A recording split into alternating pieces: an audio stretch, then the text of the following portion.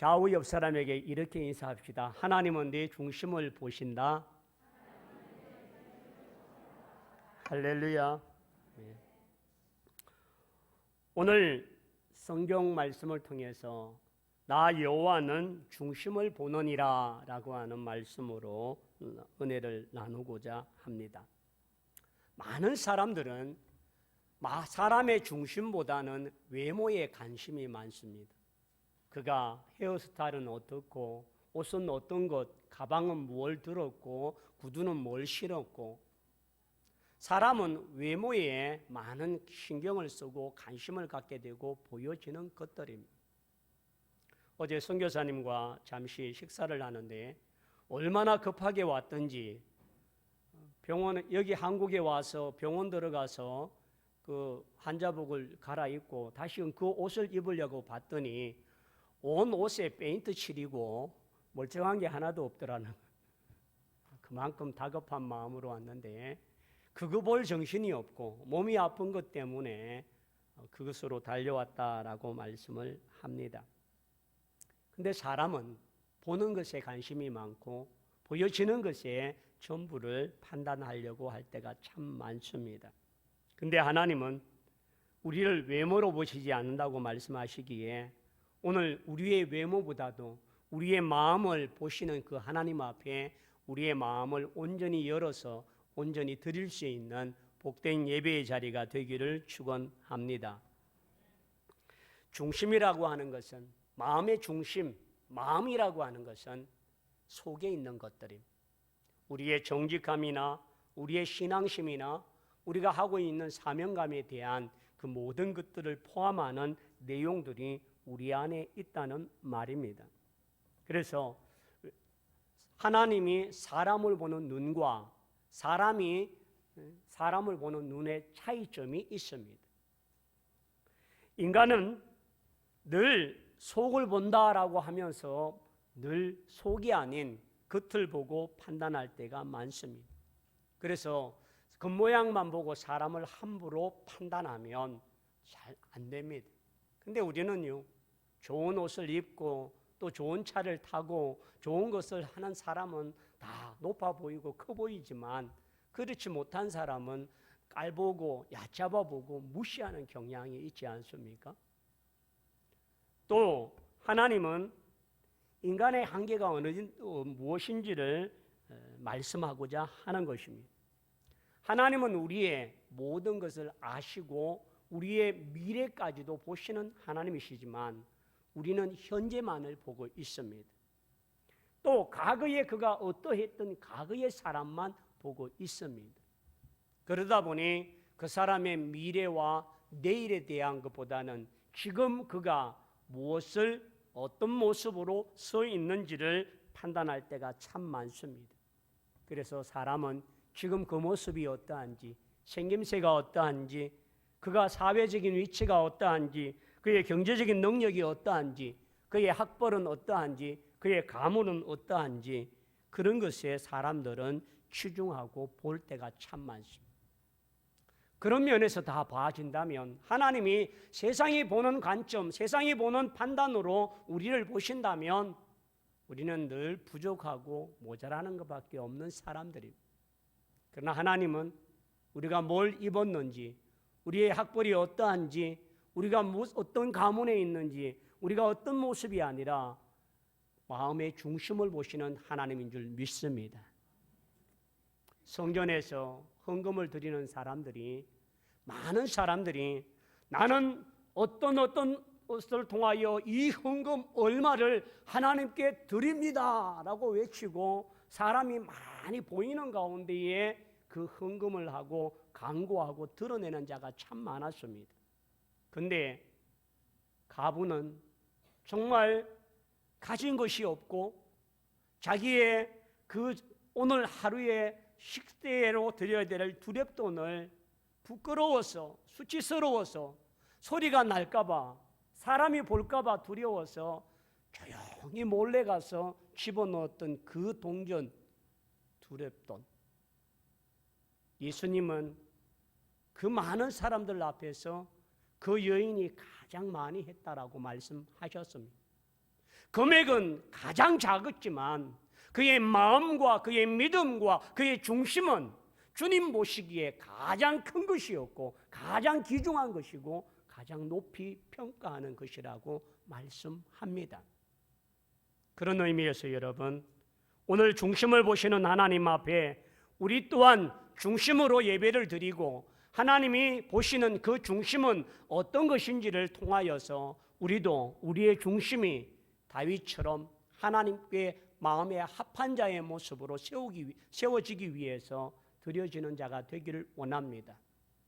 6월 한 달 동안 하나님이 쓰시는 사람, 하나님이 택한 사람, 하나님께 쓰임받은 자는 어떤 자라고 하는 내용으로 계속 말씀을 전하고 있습니다. 오늘 사무엘을 통하여 다윗이 기름 부음을 받게 된 이 사건을 통한 하나님은 우리의 중심을 보시는 그 하나님 앞에 다윗은 어떤 중심을 가졌기에 하나님이 그를 인정하셨는가를 보면서 다음 주에 있을 공동회의를 통하여 우리가 직분자를 선별할 때에 외모가 아니라 학벌이 아니라 그 사람이 어떤 모습이 아니라 하나님 중심의 사람, 믿음의 사람, 기도의 사람, 하나님을 향한 그 마음의 자세를 볼 수 있는 영적인 영안의 기준이 되기를 원합니다. 그래서 하나님 앞에 시험을 받을 때에 하나님께 귀하게, 하나님의 교회를 유익하게, 성도를 복되게 할 수 있는 직분자가 될 줄 믿습니다. 한번 따라합시다. 하나님은 다윗의 믿음을 보셨다. 하나님이 보시는 것은 그의 믿음이 어떠한가를 보시는 겁니다. 목동으로 양떼를 지키고 있는 그 다윗의 모습만 우리가 보여지지만 하나님은 그의 중심에 그의 믿음이 어떠한지를 보고 계시고 알아보았습니다. 그 사건이 바로 사무엘상 17장에 나타납니다. 16장에 사무엘에게 기름 부음을 받았고 17장에는 자기의 형들이 블레셋과의 전쟁에 나가 있고 사울도 함께 나가 있는데 블레셋에 골리앗이라고 하는 장소가 나와서 이스라엘과 하나님을 모독하고 조롱하는 이야기를 그곳에서 듣게 됩니다.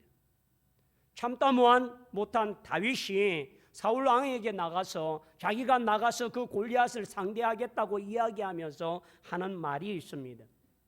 사무엘상 17장 34절부터 다윗이 사울에게 말하되 주의 종이 여호와의 아버지의 양을 지킬 때에 사자나 곰이 와서 양떼에게서 새끼를 물어가면 내가 따라가서 그것을 치고 그 입에서 새끼를 건져내었고 그것이 일어나 나를 해하고자 하면 내가 그 수염을 잡고 그것을 쳐 죽였나이다. 주의 종이 사자와 곰도 선적 살아계시는 하나님의 군대를 모독한 이 할례받지 않는 블레셋 사람이리까 그가 그의 짐승의 하나와 같이 되리이다. 또 다윗이 이르되 여호와께서 나를 사자의 발톱과 곰의 발톱에서 건져내셨은즉 나를 이 블레셋 사람의 손에서도 건져내시리이다. 사울이 다윗에게 이르되 가라 여호와께서 너와 함께 계시기를 원하노라. 여러분, 다윗이 소년이지만 그는 살아계신 하나님이 나와 함께 하시다고 하는 믿음을 가진 자입니다.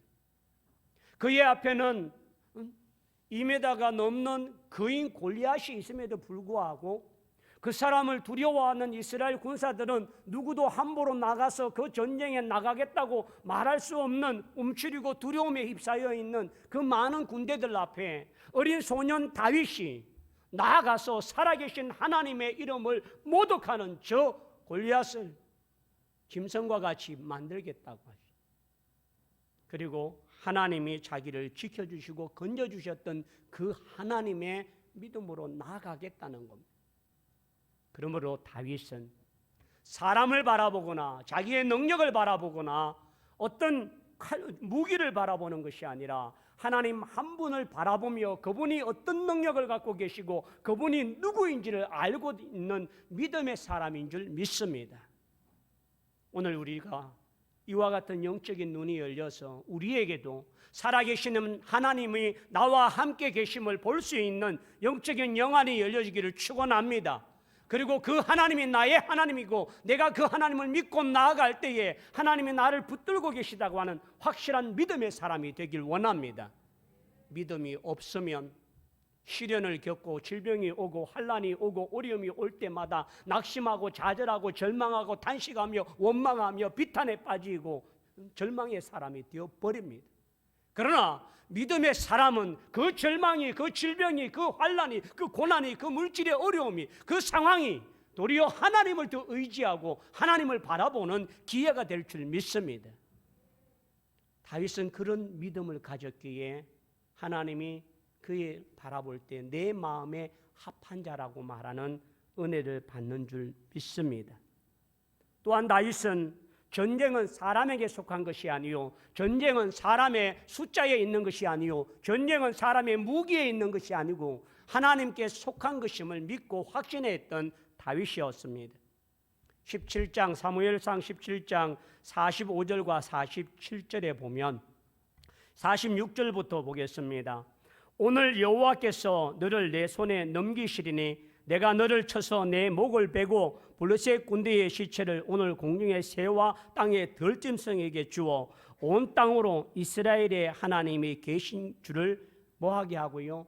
알게 하겠고. 전쟁은 사람에게 속한 것이 아니라 하나님께 속한 것이고 하나님이 함께하면 이 골리앗을 짐승의 밥으로 만들 수 있다고 하는 확신과 담대함이 있습니다. 47절에 보면 또 여호와의 구원하심이 칼과 창에 있지 아니함을 이 무리에게 알게 하리라. 전쟁은 누구에게요? 여호와께 속한 것인즉 그가 너를 우리 손에 넘기시리라. 여러분, 전쟁뿐만 아니라 우리가 육의 전쟁, 우리의 어려움의 전쟁, 환난의 전쟁, 우리의 고통의 전쟁, 우리의 내면의 갈등의 전쟁, 모든 것들이 전쟁은 하나님께 속한 것인 줄 믿습니다. 그러므로 하나님을 바라보는 그 믿음을 통하여 다윗이 강하고 담대한 것이 바로 다윗의 믿음이었습니다. 오늘 여러분, 우리에게도 이런 믿음을 갖기를 원합니다. 문제가 커 보이고 환경이 커 보이고 상황이 커 보이고 고통이 커 보이고 우리의 모든 것들이 커 보이고 나는 초라하고 작아지고 약해지고 두려워하는 이런 존재가 아니라 상황이 아무리 크고 다급하고 위급할지라도 하나님이 커 보이고 하나님의 모든 속에 있고 하나님의 주권 아래에 있다는 사실을 믿고 그것을 하나님께 아뢰이고 하나님께 도움을 구하고 하나님께 나아갈 수 있는 믿음의 종들이 되기를 축원합니다. 그럴 때 하나님께서 능력을 베풀어 주십니다. 사무엘상 17장 34절에 보면 다윗이 사울에게 말하되 주의 종이 아버지의 양떼를 지킬 때에 사자나 곰이 와서 양떼를 새끼를 물어가면 내가 따라가서 그것을 뭐하고요? 치고 또 그 입에서 새끼를 건져내었고 그것을 일어나 나를 해하고자 하면 내가 그 수염을 잡고 그것을 뭐 했다고요? 쳐 죽였느니라. 여러분, 어린 소년입니다. 그런데 16장에 다윗이 사무엘에게 기름 부음 받은 나이가 몇 세냐고 주경학자들의 견해는 15세에서 20세 미만의 때였다라고 이야기를 합니다. 그 근거는 다윗이 헤브론에서 7년 6개월 동안 왕이 되고 또 7년 6개월이 지나고 이스라엘의 통일 왕국이 되고 왕위에 몇 년이 있었다라고 하는 그것으로 추측할 때에 다윗의 나이는 15, 16, 17. 여러분, 감수성이 예민하고 정말 우리 중학생 때문에 전쟁이 일어나지 않는다고 할 정도로 가장 두려운 나이대가 그 나이대입니다. 그런데 그 나이에 다윗은 두려움이 없는 전능자이신 하나님을 믿고 담대하고 능력을 행하는 은혜를 가진 줄 믿습니다. 그러므로 여러분, 오늘 우리에게도 이와 같은 믿음을 소유하길 원합니다. 이와 같은 믿음을 가지고 담대한 믿음의 종들이 되기를 원합니다. 그 믿음을 통하여서 우리의 환경과 우리의 상황을 능히 이길 수 있는 능력자가 되기를 원합니다. 문제를 바라보고 환경을 바라보고 질병을 바라볼 것이 아니라 전능하신 하나님이 나의 하나님을 믿고 그 하나님을 바라보는 영적인 영안이 열리기를 축원합니다. 믿음은 들음에서 나고 들음은 그리스도의 말씀이라고 했습니다. 오늘 이 말씀을 통하여 이 예배를 통하여 하나님이 나의 하나님이요 그 하나님의 능력이 내게 임하고 나와 함께한다는 이 확신을 통하여 담대한 믿음의 승리자가 다 되기를 축원합니다. 두 번째 한번 따라합시다. 사명을 감당하는 사람을 보신다. 사명이라고 하는 것은 그가 목숨을 걸고 지켜야 될 일이 바로 사명이라는 겁니다. 그래서 사명이 있다, 소명이 있다라고 하는 것은 자기에게 맡겨준 그 일을 얼마나 성실히 감당하고 그것을 확신 있게 하느냐에 따라서 그가 사명을 잘 감당했느냐 못했느냐를 판단할 수 있다고 합니다. 오늘 다윗의 직업은 뭡니까? 오늘 성경을 보십시다. 사무엘상 16장 11절을 보십시다.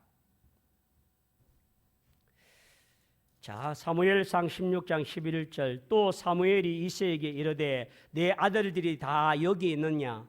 이새가 이르되 아직 막내가 남았는데 그는 무엇을 하는 사람이요? 양을 지키는 자이다. 여러분, 양을 지키는 목동입니다.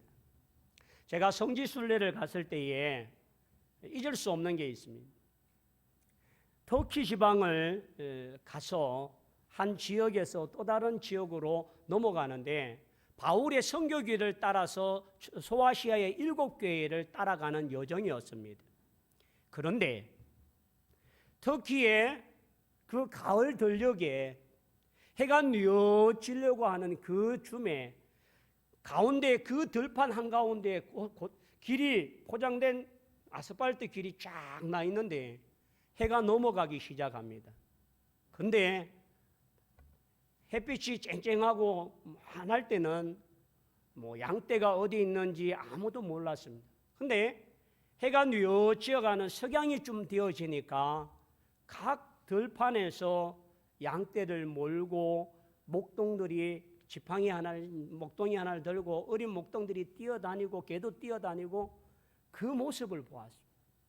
야, 정말 허벌판에 양떼를 지키고 양떼와 함께 해가 지면서 집으로 돌아오고 울타리로 돌아오는 어린 아이들의 모습을 보면서 다윗이 저런 목동이었겠구나 그렇게 생각이 되어졌습니다. 여러분, 목동이라고 하는 것은 근무 환경이 참 열악합니다.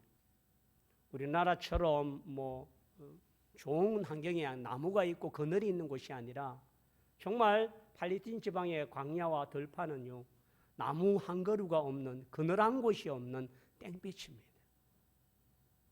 그리고 물도 제대로 없어요.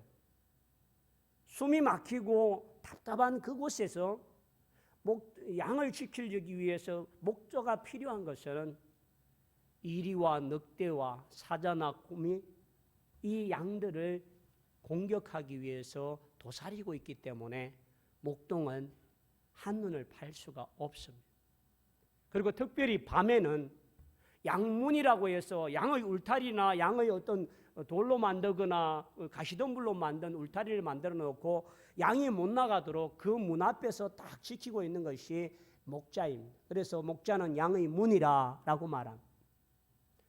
양 울타리 안에 그곳에서 울타리 속에 있는 양들은 목자를 믿고 단잠을 자고 모든 두려움과 공포를 이겨내고 편안합니다. 그런 목동 말입니다. 근데 오늘 사무엘상 16장 11절 중반절에 보면 아직 막내가 남았는데, 여러분 막내 이새의 집에 아들이 지금 사무엘 앞으로 몇 명이 지나갔습니까? 7명이 지나갔습니다. 그 7명 모두를 하나님이 택하지 않으셨어요. 그러니까 20세 이상이 되지 못한 다윗은 자기 집에 이세인 자기 아버지 집에 사무엘이 와서 왕으로 세우려고 하는 그런 예식을 위해서 하는데 거기에 제외된 아이입니다. 아이는 나가 놀아라 하는 것처럼 사무엘이 왔을 때에 다윗은 제외된 그 사무엘과 함께 기름 부음을 받는 그 예식과 그 자리에는 아이들은 참여할 수 없고 너가 뭘 하겠느냐라고 하는 막내라고 하는 이 말은 어찌 보면 철부지입니다. 아무것도 모르는 애입니다. 걔가 뭘 하겠습니까? 한마디로 말하면 아이라고 하는 말이 포함되어 있습니다. 아버지 눈에, 형제들 눈에, 사람들 눈에는 아이이고 작은 자고 아무것도 할 수 없는 어린애 같은 그러한 미약한 자입니다. 근데 하나님은 이새를 통하여 말할 때에 막내가 있나이다. 그건 양을 지키나이다. 사무엘이 말합니다. 그가 올 때까지 먹지 않겠다.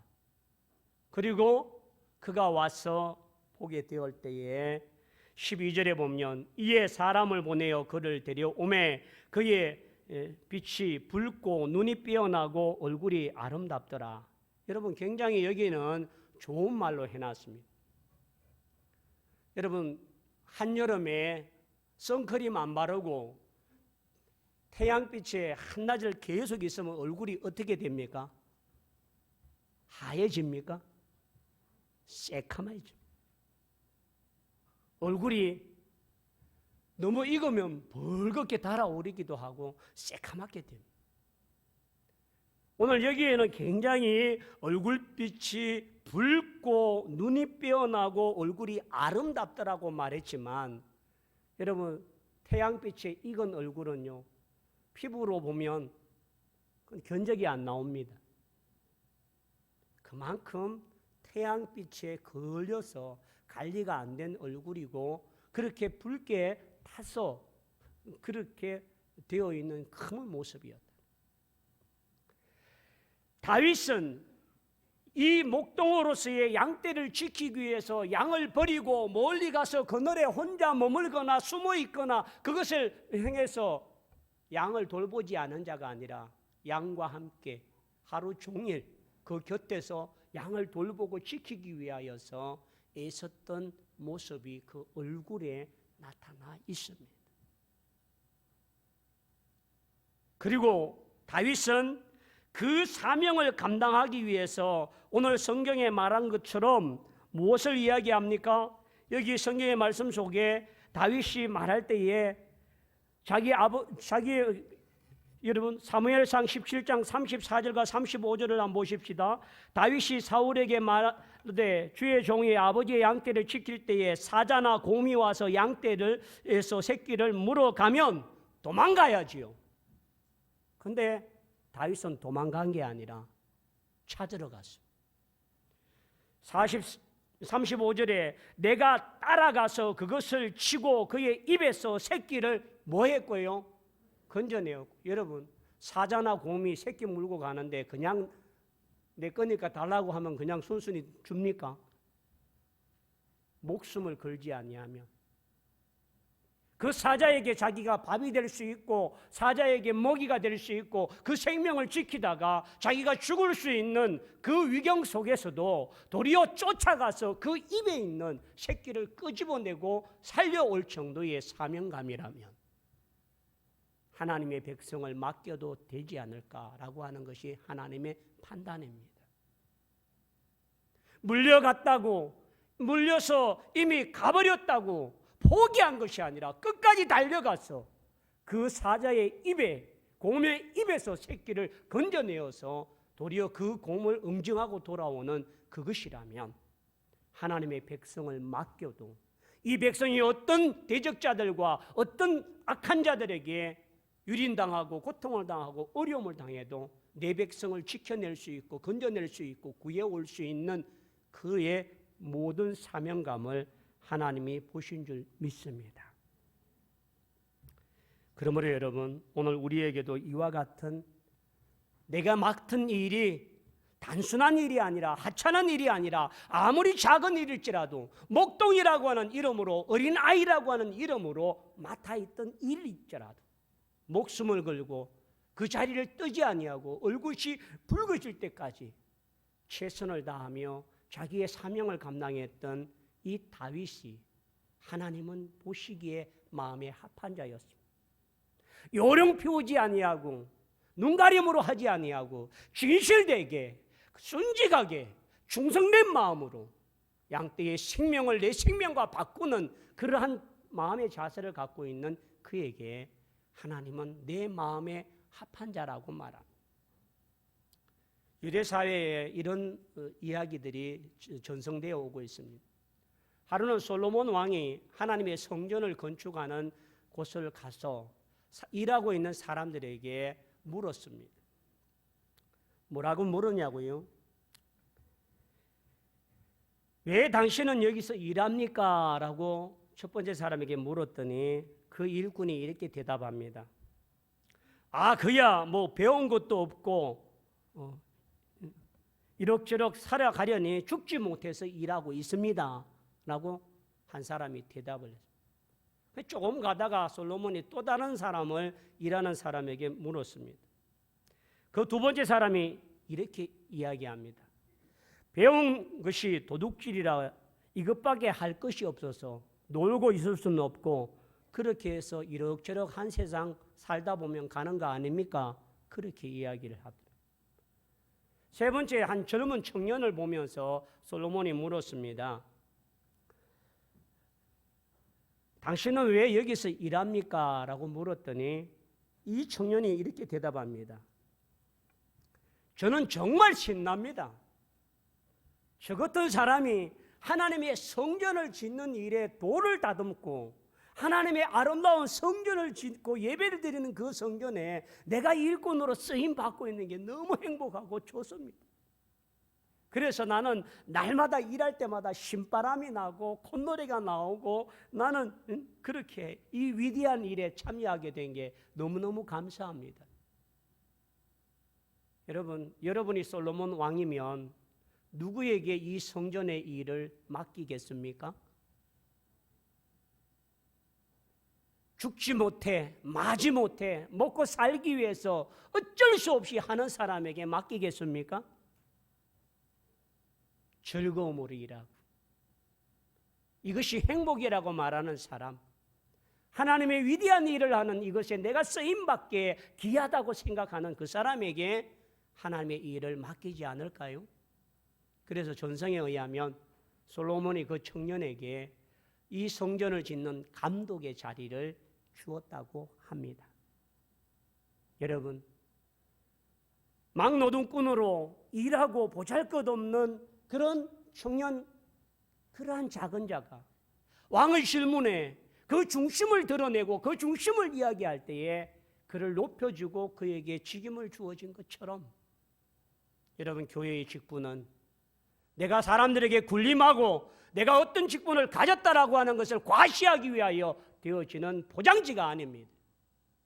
하나님 앞에 쓰임받고 하나님을 높이며 하나님의 교회를 충성하기 위하여 하나님의 일꾼 되어지는 사명이 자리입니다. 이 자리는 사모하지 아니하고 이 사명은 사모하지 아니하고 자리만 감투만 사모하다가 그 자리에 그 감투가 내게 주어지지 않은 것 때문에 시험 들고 좌절하고 낙심하는 자는 하나님이 기뻐하지 않은 자입니다. 투표 이후에 상처받은 사람들도 나올 겁니다.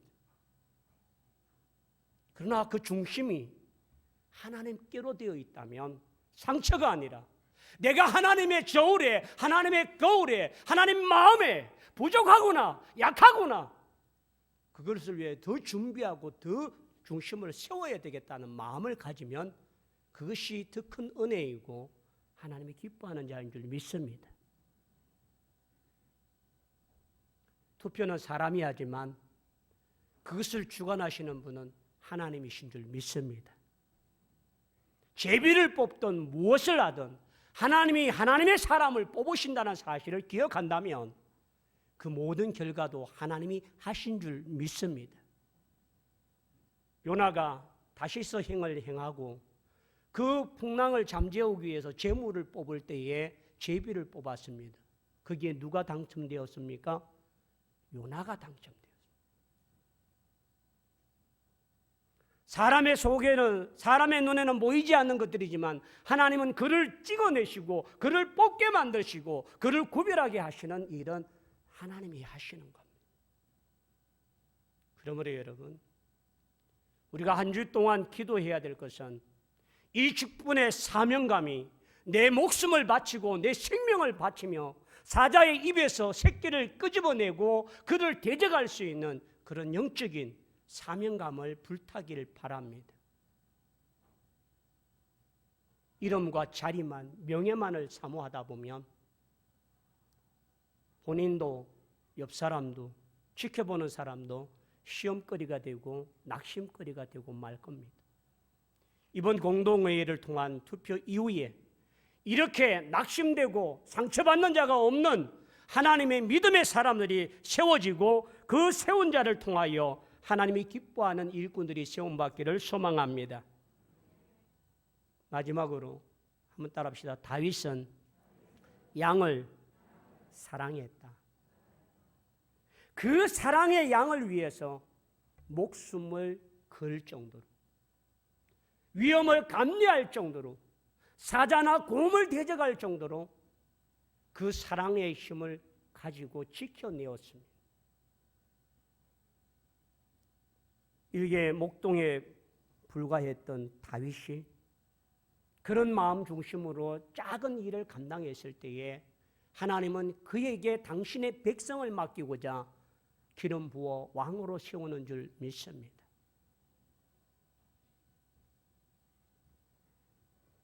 시편 78편 70절과 71절을 우리 다 같이 한번 볼까요?